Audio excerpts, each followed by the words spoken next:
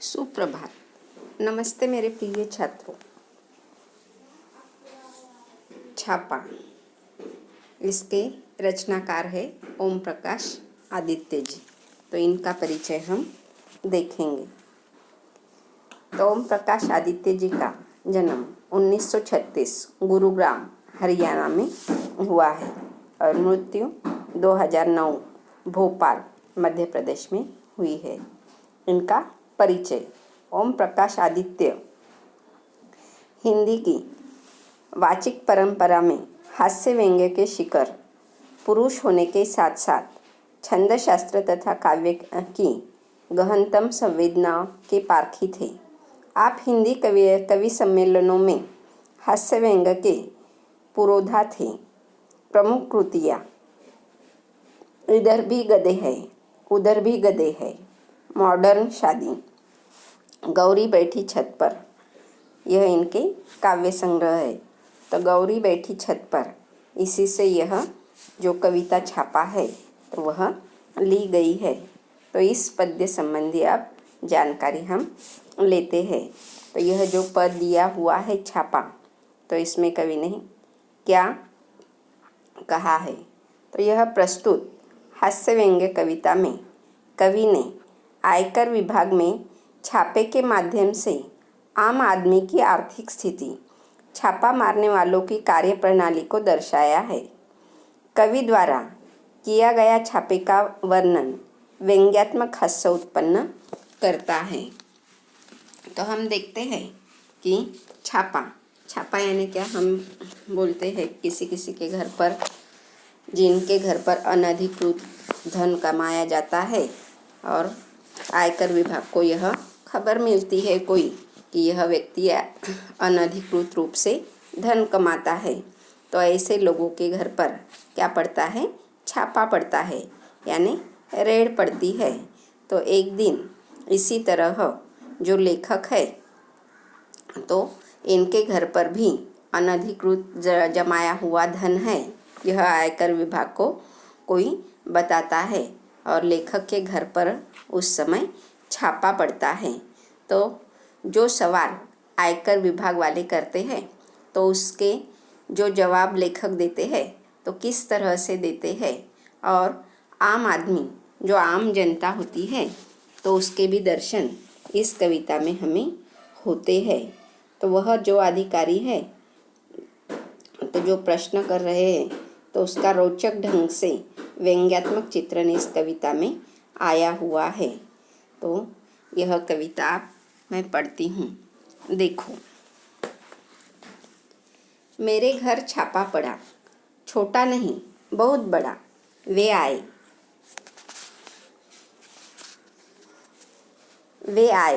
घर में घुसे और बोले, सोना कहाँ है? मैंने कहा, मेरी आँखों में है, कई रात से नहीं सोया हूँ। वे रोश में आकर बोले, स्वर्ण दो स्वर्ण। मैंने जोश में आकर कहा, सुवर्ण मैंने अपने काव्य में बिखेरे हैं, उन्हें कैसे दे दूँ? वे झुंझलाकर बोले, तुम समझे नहीं, हमें तुम्हारा अनधिकृत रूप से अर्जित अर्थ चाहिए। मैं मुस्कुराकर बोला, अर्थ मेरी नवी कविताओं में है, तुम्हें मिल जाए तो ढूंढ लो। वे कड़क कर बोले, चांदी कहाँ है? मैं भड़क कर बोला, मेरे बालों में आ रही है धीरे धीरे। वे उद्भ्रांत होकर बोले, यह बताओ तुम्हारे नोट कहाँ है? परीक्षा से 1 महीने पहले करूँगा तैयार। वे गरज कर बोले, हमारा मतलब आपकी मुद्रा से है। वे लरज कर बोला, मैं लरज कर बोला, मुद्राएं आप मेरे मुख पर देख लीजिए। वे खड़े होकर कुछ सोचने लगे, फिर शयन कक्ष में घुस गए और फटे हुए तकिए की रुई नोचने लगे।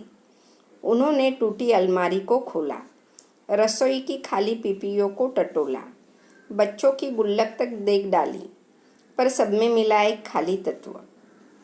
कनस्तरों को मटकों को ढूंढा, सब में मिला शून्य ब्रह्मांड। देखकर मेरे घर में ऐसा अरण्य कांड, उनका खिला हुआ चेहरा मुरझा गया और उनके बीस सूची हृदय में रौद्र की जगह करुणा रस समा गया। वे बोले, क्षमा कीजिए, हमें किसी ने गलत सूचना दे दी। अपनी असफलता पर वे मन ही मन पछताने लगे, सिर झुकाकर वापस जाने लगे। मैंने उन्हें रोककर कहा, ठहरिए, सिर मत धुनिए, मेरी एक बात सुनिए। मेरे घर में अधिक धन होता तो आप ले जाते। अब जब मेरे घर में बिल्कुल धन नहीं है तो आप मुझे कुछ देकर क्यों नहीं जाते? जिनके घर में सोने चांदी के पलंग और सोफे हैं उन्हें आप निकलवा लेते हैं।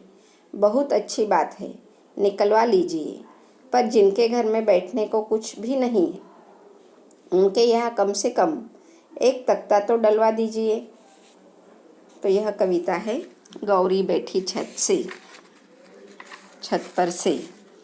तो अब हम मतितार्थ इसका समझकर लेते हैं।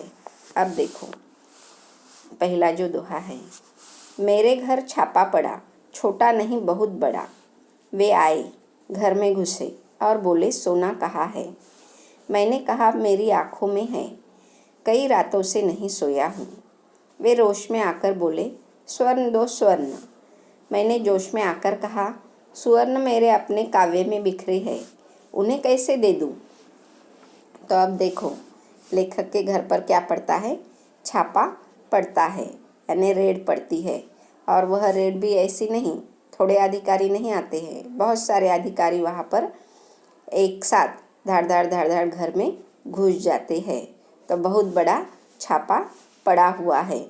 वे आए, तो वह आयकर विभाग वाले लोग आते हैं और डायरेक्टली घर में घुस जाते हैं। और घर में घुसने के बाद डायरेक्टली लेखक से पूछने लगते हैं कि सोना कहाँ है? सोना बताओ, हमें कहाँ पर रखा हुआ है? तो लेखक उन्हें जवाब देने लगता है कि सोना मेरे आँखों में है। सोना यानी क्या?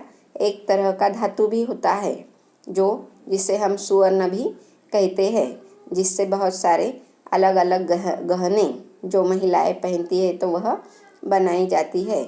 हम देखते हैं कि सोना यह क्या है? एक मूल्यवान धातु है। मगर लेखक सोने का मतितार्थ क्या ले रहा है? सोना यानी नींद भी हम कहते हैं कि मुझे सोना है। हमें नींद आती है तो हम क्या कहते? मुझे सोना है। तो लेखक कहता है कि यह सोना यानी लेखक उसका मतितार्थ क्या ले रहा है? नींद से। तो लेखक कहता है कि सोना मेरे आँखों में है, कई रात हुए हैं, मैं अच्छी तरह से सोया नहीं हूँ।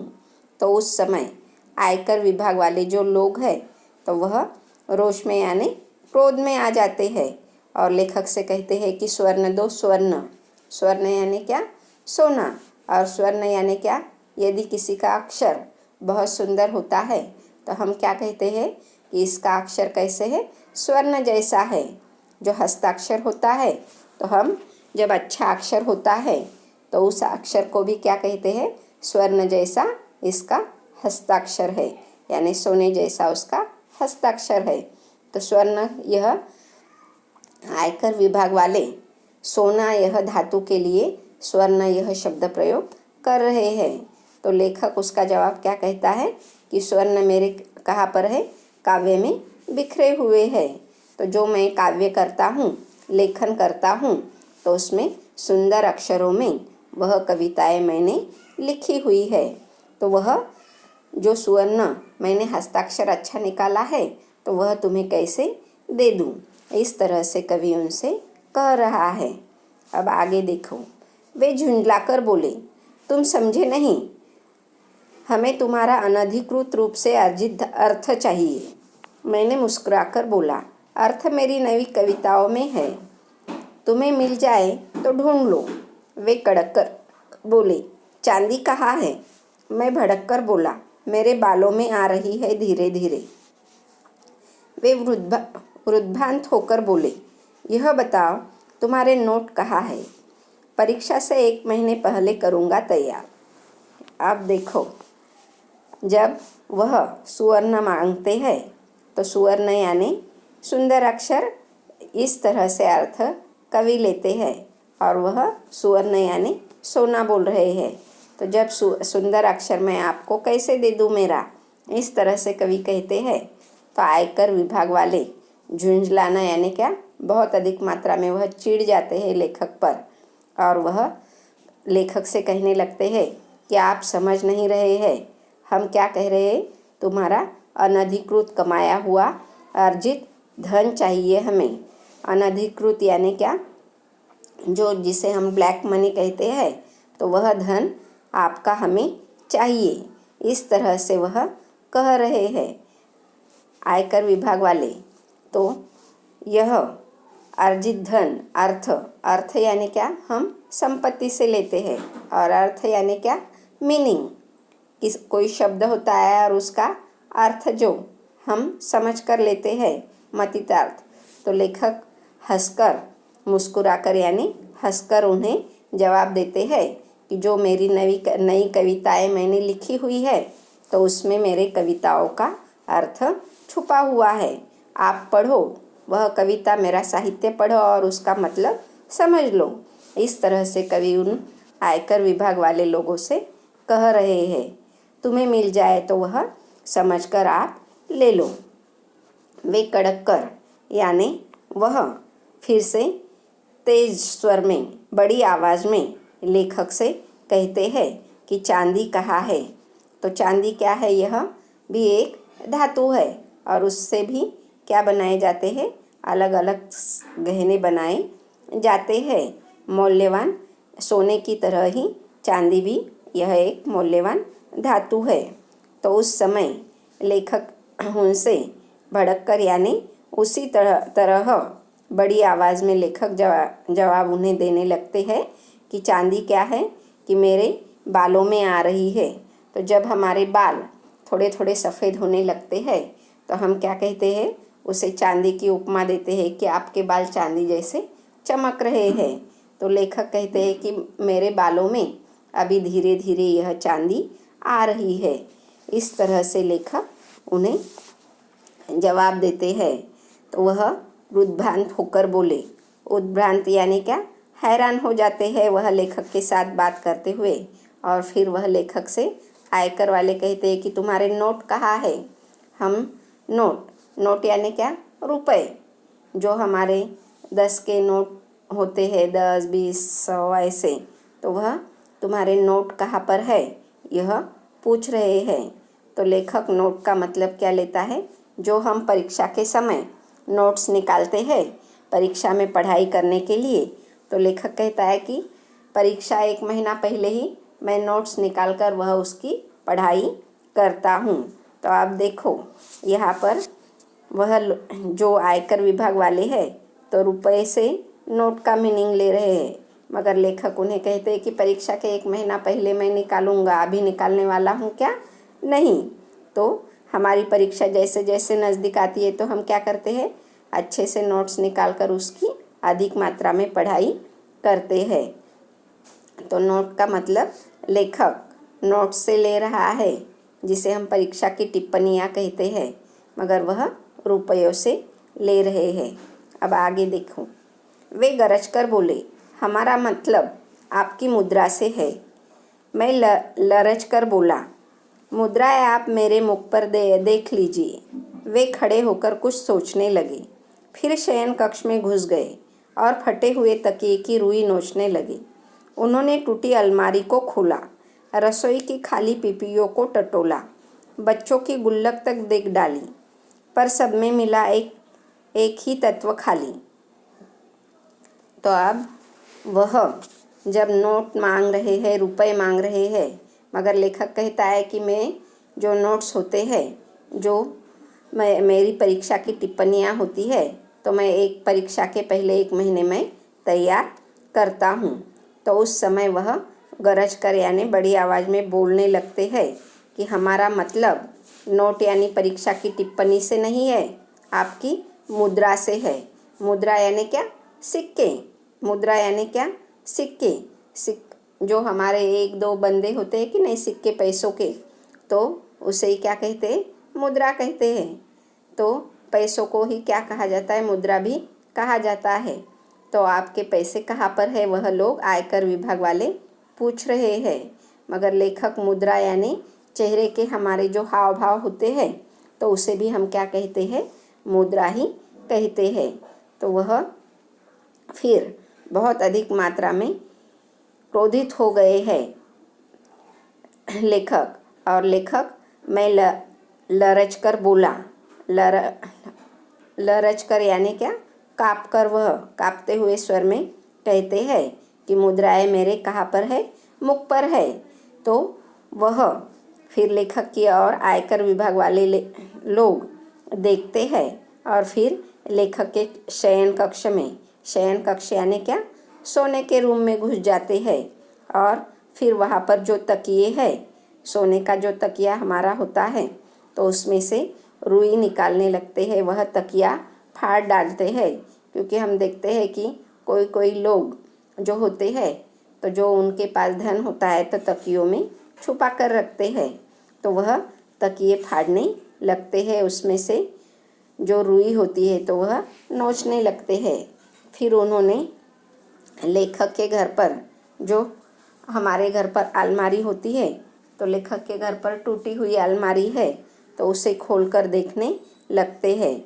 उसके बाद रसोई घर में जाते हैं।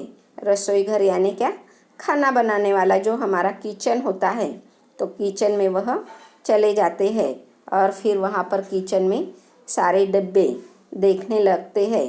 पिपिया यानी क्या, लोहे के जो बड़े डब्बे होते हैं, तो उसे हाथ डालकर नीचे टटोलने लगते हैं, मगर उन डब्बों में भी कुछ मिलता है क्या, उन्हें कुछ भी नहीं मिलता है।